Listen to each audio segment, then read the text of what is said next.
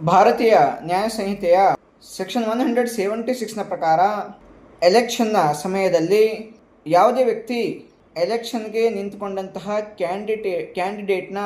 General ಅಥವಾ special authority ಇರಲಾರ್ದೆ public ಮೀಟಿಂಗ್ಸ್ಗಳನ್ನು ಆಯೋಜನೆ ಮಾಡುವ ಸಲುವಾಗಿ ಅಥವಾ ಅಡ್ವರ್ಟೈಸ್ಮೆಂಟ್,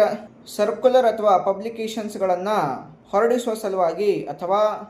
ಕ್ಯಾಂಡಿಡೇಟ್ಗಾಗಿ ಎಲೆಕ್ಷನ್ನ ಸಂದರ್ಭದಲ್ಲಿ ಆ ಕ್ಯಾಂಡಿಡೇಟನ್ನು ಪ್ರಮೋಟ್ ಮಾಡುವ ಸಲುವಾಗಿ ಆ ಪ್ರಮೋಟ್ ಮಾಡುವ ಉದ್ದೇಶವನ್ನು ಇಟ್ಕೊಂಡು ಅನ್ಆಥರೈಸ್ಡ್ ಆಗಿ ಎಕ್ಸ್ಪೆಂಡಿಚರನ್ನು ಮಾಡಿದರೆ ಅಂತಹ ವ್ಯಕ್ತಿಗೆ 10,000 ರೂಪಾಯಿವರೆಗೆ ಫೈನ್ ಇರುತ್ತೆ.